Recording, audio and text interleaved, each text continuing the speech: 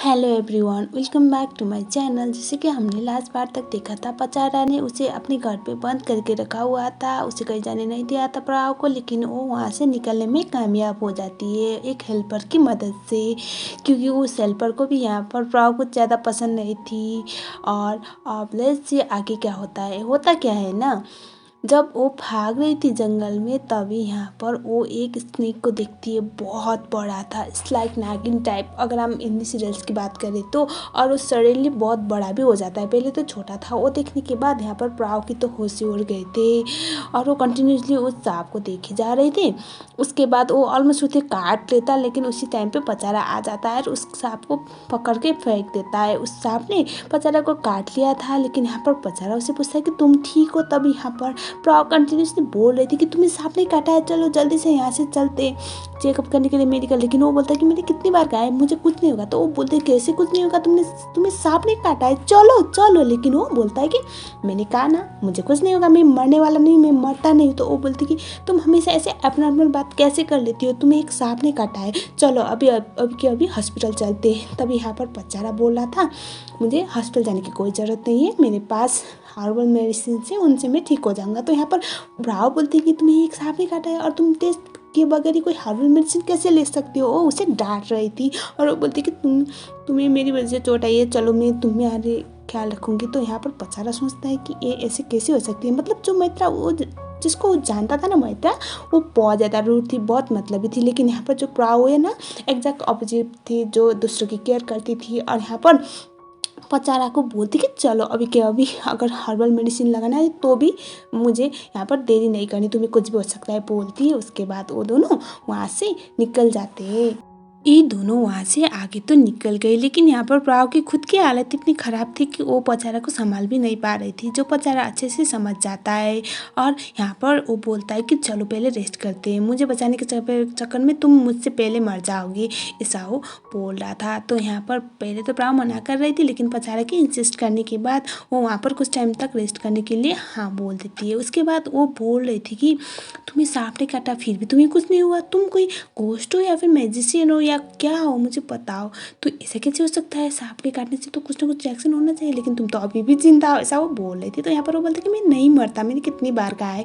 तो यहाँ पर हमारी प्राव बोलती कि हाँ हाँ मुझे पता है तुम नहीं मरते, मुझे पता है तुमने कहा है, लेकिन फिर भी यकीन करना थोड़ा अजीब है बोल रही थी। और उसके बाद यहाँ पर बेचारा बोलता है कि दुनिया में बहुत सारी चीज़ें हैं जो तुम्हें यकीन करनी चाहिए, लेकिन तुम नहीं कर पाओगी, फिक्र मत करो, टाइम आने पर तुम कर पाओगी। और उसके बाद वो बोलता है कि तुम्हें कल कहीं जाना है। तो वो बोलते हैं कहाँ पर जाना है। तो वो बोलता है कि तुम्हें मैं एक बहुत बड़ी चीज़ दिखाने वाला, उसके लिए रेडी करना है।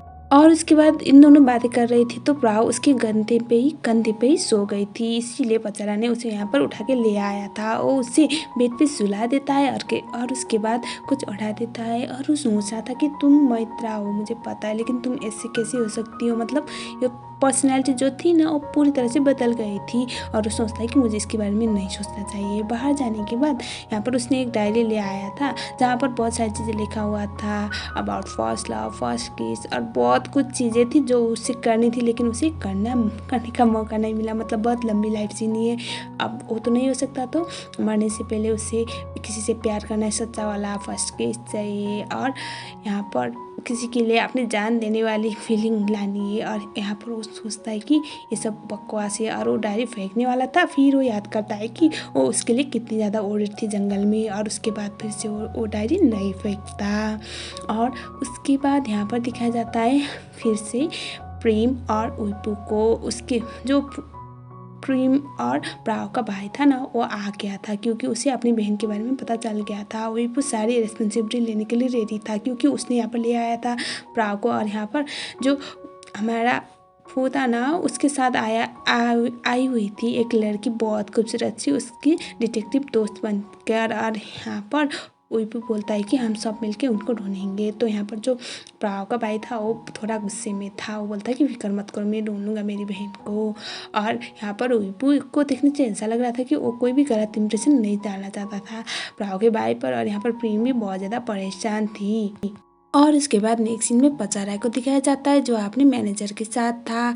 और यहाँ पर वो दोनों बातें कर रही थी, और उसका मैनेजर उसे सजेस्ट कर रहा था कि अगर बदले के भाव से नफरत से वो अपनी पुरानी यादें ताज़ा नहीं कर पा रहे तो उससे प्यार से पेश आइए। तो वो यहाँ पर पछाड़ा बोलता है कि मैं मैत्रा के साथ प्यार से कभी भी पेश नहीं आऊँगा। तो वो बोलता है कि आपको आप जो श्राप लगी है उसे हटाने के लिए ये सब करना पड़ेगा। और यहाँ पर तभी वो यहाँ पर प्राव के बारे में वो बात करते हुए स्माइल कर रहा था। तो यहाँ पर वो बोलता है उसका मैनेजर कि सर आपने नोटिस किया आप बहुत सालों से मुस्कुराए नहीं और पहली बार बहुत सालों के बाद मैं आपको मुस्कुराते हुए देख रहा हूँ, मुझे अच्छा लगा, ऐसा वो बोलता है। और उसने नोटिस किया था कि जो हमारा बच्चा रहा है ना वो प्राव को कुछ ज़्यादा ही सीरियसली ले रहा था। मतलब वो मैत्रा हो या ना हो, लेकिन बाद में क्या हो सकता है उसे अंदाज़ा था। वो बस खुश था कि पचारा एटलीस्ट बहुत सालों के बाद स्माइल तो कर रहा है। उसके बाद हमें दिखाया जाता है फिर से रूम में, जहाँ पर पचारा चला जाता है। और यहाँ पर प्राव बोल रही थी कि मुझे सच पे बताओ तुम कौन हो, तुम कोई भूत हो या फिर कोई आत्मा हो, तुम नहीं मर सकती। और तुम्हें सांप ने काटा फिर भी कुछ भी नहीं हुआ, मैंने तुम्हें वाच क्लास से मारा वो तब भी कुछ भी नहीं हुआ, और उस टाइम पे मुझे बचाते टाइम तुम्हें हाथ पे चोट लाई थी फिर भी कुछ भी नहीं हुआ। तो यहाँ पर पचारा बोलता है कि मैं क्या हूँ वो ज़रूरी नहीं, लेकिन तुम्हें अपनी पास्ट याद करनी होगी किसी भी कीमत पे। तो यहाँ पर वो बोलती है कि मुझे तो प्रेजेंट का पता नहीं, पास्ट क्या याद करूँगी। और यहाँ पर तुम बार बार मरने की बातें क्यों करती हो, तुम्हें मरने से इतना ज़्यादा लगाव क्यों है, पता है लाइफ कितनी कीमती है, ऐसा वो बोल रही थी। और तब यहाँ पर पचारा बोलता है कि तुम्हारे लिए लाइफ कीमती है और मेरे लिए मरना ज़रूरी है, और मैं 2000 साल से नहीं मर पा रहा हूँ बस तुम्हारी वजह से मैत्रा, ऐसा बोलता है। तो यहाँ पर वो बोलते कि मैं मैत्रा नहीं हूँ, मैं हूँ प्राव, ऐसा वो बोलती है। और उसके बाद यहाँ पर पचारा बोलता है कि मेरे पास तुम्हारे लिए काम है, अगर तुम मुझे फ्री कर पाओगी तो मैं तुम्हें जल्द से जल्द यहाँ से जाने दूंगा। और यहाँ पर जो प्राव है वो बोलती है कि वो सब तो ठीक है, लेकिन मुझे क्या करना होगा मुझे बताओ, सबसे बड़ी बात यहाँ से मैं कैसे जाऊँगी। तो यहाँ पर वो बोलता है कि तुम जितनी स्वीट देखती हो ना उतनी बचकानी चीज़ें भी लिखती हो डायरी में, कौन लिखता है आजकल के ज़माने में ऐसी बचकानी हरकतें।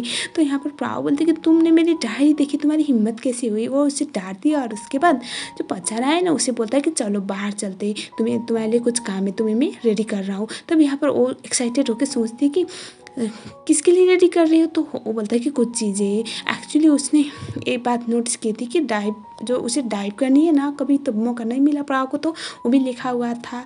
और यहाँ पर वो बोलता है कि चलो बाहर, और यहाँ पर वो बहुत ज़्यादा एक्साइटेड होते हुए बाहर आ जाती है। तब यहाँ पर वो उसे एक ब्लैक बॉल देता है और वो बोलता है कि ये देखो और तुम बताओ तुम्हें क्या याद आ रहा है।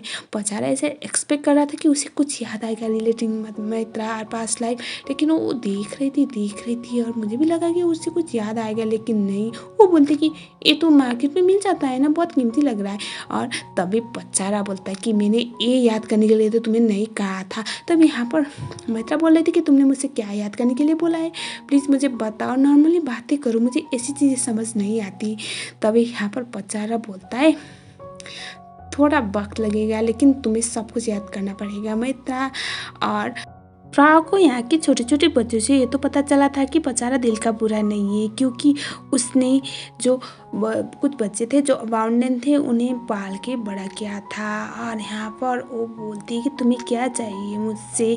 तब यहाँ पर वो बोलता है कि तुम्हें एक मिशन दूंगा मैं, जो तुम्हें कंप्लीट करना होगा। कौन सी मिशन? तो वो बोलता है कि तुम्हें बहुत जल्द पता चलेगा, लेकिन बहुत ज़रूरी है मेरे लिए। और इसके साथ साथ ये वाला पार्ट यहीं पर ख़त्म हो गया। इसका नेक्स्ट पार्ट मैं बहुत जल्द से जल्द अपलोड कर लूँगी। अगर आप लोगों को मेरी वीडियो पसंद आती है तो don't forget to like comment, and अगर आप लोग मेरे चैनल में नए हो तो सब्सक्राइब भी ज़रूर कर लेना चैनल को। Thank you so much for watching.